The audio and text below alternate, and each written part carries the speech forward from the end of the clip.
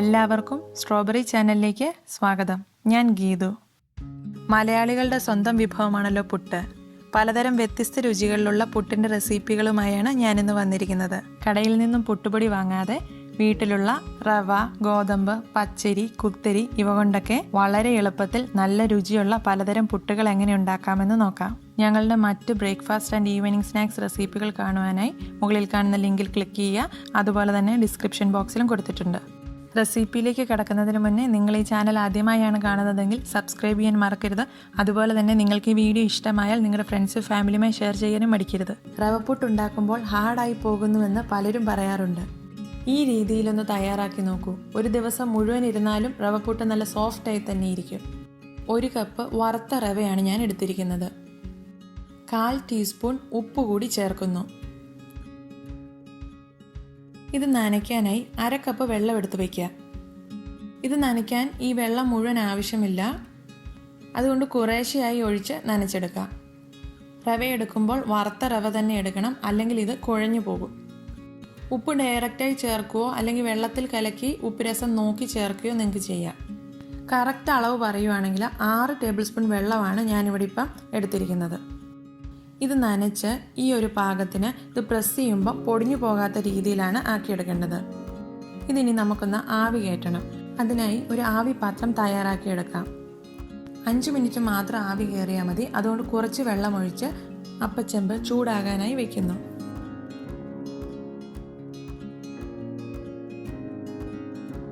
ഇതിലേക്ക് റവ നനച്ചത് വെച്ച് കൊടുത്ത് 5 മിനിറ്റ് ആവി കയറ്റാം.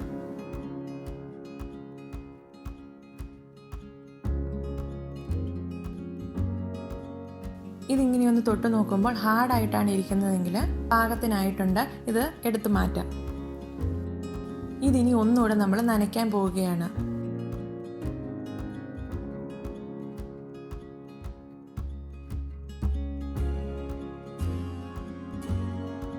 ചെറു ചൂടോടുകൂടി തന്നെ ഓരോ ടേബിൾ സ്പൂൺ വെള്ളം ഒഴിച്ച് നന്നായി ഒന്നുകൂടെ നനച്ചെടുക്കാം.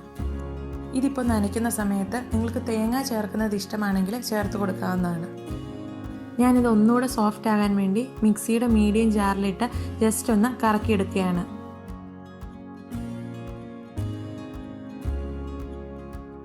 ഇതിപ്പോൾ നല്ല തരിതരിയായി കിട്ടിയിട്ടുണ്ട്. ഇനി ഇത് പുട്ടുകുറ്റിയിലേക്ക് മാറ്റാം. ഞാനിവിടെ ചിരട്ടപ്പൊട്ടാണ് എടുത്തിരിക്കുന്നത്. ഇതിലേക്ക് 2 ടേബിൾ സ്പൂൺ തേങ്ങ ഇടുന്നു. നനച്ച റവ ചേർക്കുന്നു.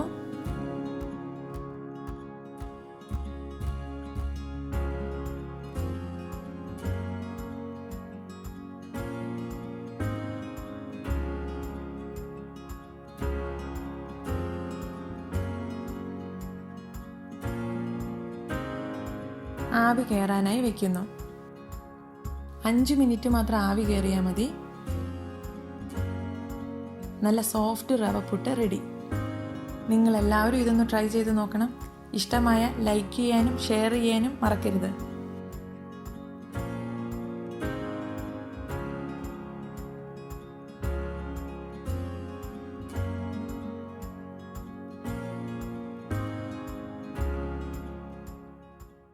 നല്ല പഞ്ഞി പോലെ സോഫ്റ്റായ ഗോതമ്പ് പുട്ട് എങ്ങനെ തയ്യാറാക്കാമെന്ന് നോക്കാം. ഇത് നമുക്ക് 2 രീതിയിൽ തയ്യാറാക്കാം. ആദ്യത്തെ രീതി നോക്കാം. അതിനായി മിക്സിയുടെ മീഡിയം ജാർ എടുക്കാം. അതിലേക്ക് 1/2 കപ്പ് ഗോതമ്പ് പൊടിയും 1/4 കപ്പ് ചോറും ചേർക്കുന്നു. ഇവയെടുക്കുമ്പോൾ ഏത് അളവ് പാത്രം വേണമെങ്കിലും ഉപയോഗിക്കാം. ഗോതമ്പ് പൊടി എടുക്കുന്ന അളവിൻ്റെ നേരെ പകുതി അളവ് ചോറെടുത്താൽ മതിയാവും. ഈ ഒരു അളവിൽ എടുക്കുകയാണെങ്കിൽ ഗോതമ്പ് പുട്ടിന് നല്ല പെർഫെക്റ്റ് ആയിട്ട് നനച്ചെടുക്കാം. ഇനി ഇതിലേക്ക് ആവശ്യത്തിന് ഉപ്പ് ചേർക്കാം. ഞാനിവിടെ 1/8 ടീസ്പൂൺ ഉപ്പാണ് ചേർത്തിരിക്കുന്നത്. ഇനി ഇതൊരു 10 സെക്കൻഡ് അടിച്ചെടുക്കാം. ഇത് നല്ല കറക്റ്റായിട്ട് നനഞ്ഞ് കിട്ടിയിട്ടുണ്ട്. ഇതൊരു പാത്രത്തിലേക്ക് മാറ്റാം. ഇനി ഇതിലേക്ക് 2 ടേബിൾ സ്പൂൺ തേങ്ങ ചിരകിയത് ചേർക്കുന്നുണ്ട്. ഇത് ഓപ്ഷണലാണ്, ചേർക്കണമെന്ന് നിർബന്ധമില്ല. ഇത് ചേർത്തില്ലെങ്കിലും പുട്ട് നല്ല സോഫ്റ്റ് ആയിരിക്കും. ഇനി ഇത് പുട്ടുകുറ്റിയിലേക്ക് മാറ്റാം. 1 ടീസ്പൂൺ തേങ്ങ ചിരകിയത് ഇട്ടതിന് മുകളിലായി ഗോതമ്പ് നനച്ചതിട്ട് കൊടുക്കാം. ഇത് നിറയ്ക്കുമ്പോൾ ഒത്തിരി അമർത്തി കൊടുത്ത് നിറയ്ക്കരുത്. ഈ പുട്ട് നനച്ച ഉടനെ തന്നെ ഉണ്ടാക്കുന്നില്ലെങ്കിൽ ഇത് മൂടി വെക്കാൻ ശ്രദ്ധിക്കണം, അല്ലെങ്കിൽ ഇത് ഡ്രൈ ആയി പോകും. അഥവാ ഇത് ഡ്രൈ ആയി പോയി എന്ന് നിങ്ങൾക്ക് തോന്നിയാൽ കുറച്ച് വെള്ളമോ ചോറോ ചേർത്ത് ഒന്നുകൂടെ ഒന്ന് മിക്സിയിൽ അടിച്ചെടുത്താൽ മതിയാവും. ഇനി ഇത് ആവി കയറ്റി വേവിക്കാം. അതിനായി കുക്കറിൽ കുറച്ച് വെള്ളം വെച്ചിട്ടുണ്ട്. ഇത് തിളച്ച് കഴിഞ്ഞ് അടപ്പ് വെച്ച് ആവി വന്നു തുടങ്ങുമ്പോൾ പുട്ടുകുറ്റി ഇതിലേക്ക് വയ്ക്കാം. ഇത് മീഡിയം ഫ്ലെയിമിലിട്ട് വേവിക്കാം. പുട്ടുകുറ്റിയുടെ മുകളിലൂടെ ആവി വന്നതിന് ശേഷം ലോ ഫ്ലെയിമിലാക്കി 5 തൊട്ട് 7 മിനിറ്റ് വരെ വേവിച്ചാൽ ഗോതമ്പ് പുട്ട് റെഡിയാവും. അങ്ങനെ നല്ല എളുപ്പത്തിൽ വളരെ പെട്ടെന്ന് ചോറ് ചേർത്തുള്ള ഗോതമ്പ് പുട്ട് ഇവിടെ റെഡി ആയിട്ടുണ്ട്.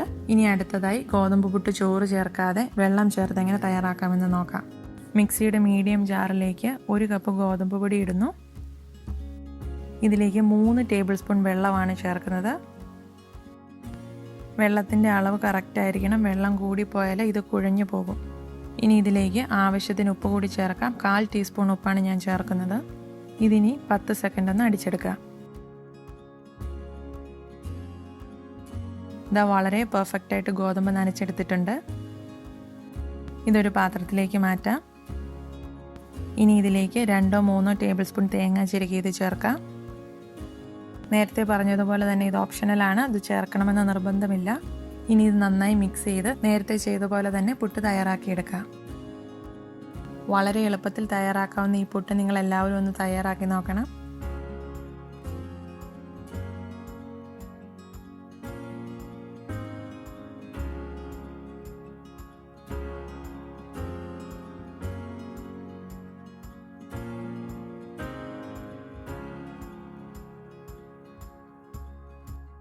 ഇനി പച്ചരി കൊണ്ടും കുത്തരി കൊണ്ടും പുട്ട് എങ്ങനെ തയ്യാറാക്കാമെന്ന് നോക്കാം. അതിനായി 1 കപ്പ് കുത്തരിയും 1 കപ്പ് പച്ചരിയുമാണ് ഞാൻ എടുത്തിരിക്കുന്നത്. ഈ 2 അരിയും 3-4 തവണ നന്നായി കഴുകി വൃത്തിയാക്കി ഞാൻ എടുത്തിട്ടുണ്ട്. നമ്മുടെ വീടുകളിലൊക്കെ ചോറുണ്ടാക്കാൻ ഉപയോഗിക്കുന്ന ചെറിയ തവിടോട് കൂടിയ മട്ട അരിയാണ് ഈ കുത്തരി. പച്ചരി എടുക്കുമ്പോൾ നല്ല ഇനം പച്ചരി വേണം എടുക്കാൻ. ഇനി ഇതിലേക്ക് 3 കപ്പ് വെള്ളമൊഴിച്ച് കുതിർക്കാൻ വയ്ക്കാം. കുത്തരി നന്നായി കുതിർന്ന് വരാൻ 5 തൊട്ട് 7 മണിക്കൂർ വരെ എടുക്കും. പച്ചരിക്ക് 3 തൊട്ട് 5 മണിക്കൂർ വരെ എടുക്കും.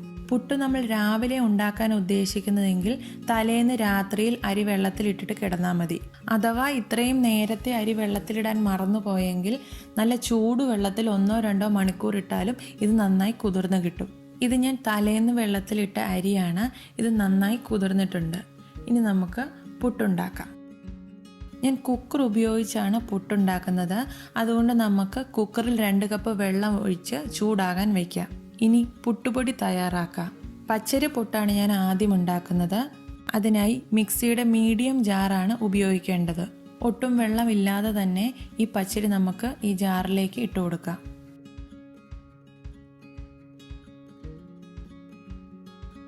കാൽ ടീസ്പൂൺ ഉപ്പ് കൂടി ചേർക്കുന്നുണ്ട്. ഇതിന് നന്നായി പൊടിച്ചെടുക്കാം.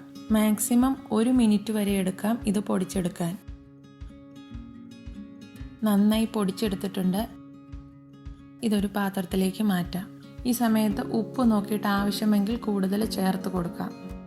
ഇതിലേക്ക് 2 ടേബിൾ സ്പൂൺ തേങ്ങ ചിരകിയത് ഞാൻ ചേർക്കുകയാണ്. ഇതിൽ തേങ്ങ ചേർക്കുന്നത് അത്ര നിർബന്ധമല്ല, നല്ല ടേസ്റ്റ് കിട്ടാൻ വേണ്ടിയാണ് ഞാൻ ചേർക്കുന്നത്. നിങ്ങൾക്ക് ആവശ്യമെങ്കിൽ മാത്രം ചേർത്താൽ മതി. ചിരട്ടപ്പുട്ടാണ് ഞാൻ ഉണ്ടാക്കുന്നത്. 1 ടേബിൾ സ്പൂൺ തേങ്ങ ഇട്ട് കൊടുക്കാം. ഇനി പുട്ടുപൊടി കുറേശ്ശെയായി ഇട്ട് കൊടുക്കാം. പുട്ടുപൊടി കുറ്റിയിൽ നിറയ്ക്കുമ്പം അമർത്തി കൊടുത്ത് നിറയ്ക്കരുത്. അത് ആവി കയറി വേകാൻ ബുദ്ധിമുട്ട് വരും. ഇനി ഇത് കുക്കറിൽ ആവി കയറാൻ വയ്ക്കുക. ആദ്യം 1 മിനിറ്റ് ഹൈ ഫ്ലെയിമിലിടാൻ നമുക്ക്. ആവി മുകളിലൂടെ വന്നു തുടങ്ങിയിട്ടുണ്ട്. ഇനി നമുക്കിത് ഫ്ലെയിം കുറച്ചിട്ട് വേവിക്കാം. 5 തൊട്ട് 7 മിനിറ്റ് വരെ മതി പുട്ട് വേവാൻ. പച്ചരിപ്പുട്ട് റെഡി ആയിട്ടുണ്ട്. അടുത്തതായി കുത്തരിപ്പുട്ട് തയ്യാറാക്കാം. അതിനായി മിക്സിയുടെ മീഡിയം ജാറിലേക്ക് തന്നെ അരി ഇട്ട് കൊടുക്കാം. കുത്തിരി ആയതുകൊണ്ട് കുറച്ച് വെള്ളം ചേർന്നാലും കുഴപ്പമില്ല. 1/4 ടീസ്പൂൺ ഉപ്പ് കൂടി ചേർക്കുന്നു. ഇനി ഇത് നന്നായി 1 മിനിറ്റ് പൊടിച്ചെടുക്കാം.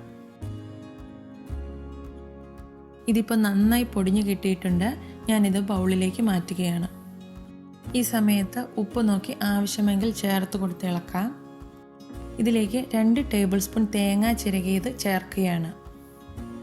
നേരത്തെ പറഞ്ഞതുപോലെ തന്നെ നിങ്ങൾക്ക് ആവശ്യമെങ്കിൽ മാത്രം ചേർത്താൽ മതി. പുട്ടുകുറ്റിയിലേക്ക് 1 ടേബിൾ സ്പൂൺ തേങ്ങ ചിരകിയത് ചേർക്കാം. എന്നിട്ട് അതിലേക്ക് പുട്ടുപൊടി ഇട്ട് കൊടുക്കാം. ഇനി ഇത് കുക്കറിൽ ആവി കയറാൻ വയ്ക്കാം. കുത്തിരിപ്പുട്ടിനേക്കാൾ 2 മിനിറ്റ് കൂടുതൽ വേവിക്കാം. കുത്തിരിപ്പുട്ട് റെഡിയായി കഴിഞ്ഞു. ഈ 2 പുട്ടും താരതമ്യം ചെയ്താൽ രുചിയുടെ കാര്യത്തിൽ കുത്തിരിപ്പുട്ട് ഒരു പടി മുന്നിലാണ്. ഈ 1 കപ്പ് പച്ചരി കൊണ്ട് 2.5 കുറ്റി ചിരട്ടപ്പുട്ടാണ് ഉണ്ടാക്കാവുന്നത്. അതേസമയം കുത്തരിക്ക് നല്ല പൊലിമയായതുകൊണ്ട് ഈ 1 കപ്പ് കുത്തരി കൊണ്ട് 4 ചിരട്ടപ്പുട്ട് നമുക്ക് ഉണ്ടാക്കാം. നിങ്ങളുടെ സജഷൻസൊക്കെ കമൻറ്റ് ബോക്സിലൂടെ ഞങ്ങളെ അറിയിക്കുകയും ചെയ്യണം. Thank you for watching. പുതിയൊരു വീഡിയോയുമായി ഉടൻ കാണാം. Bye, take care.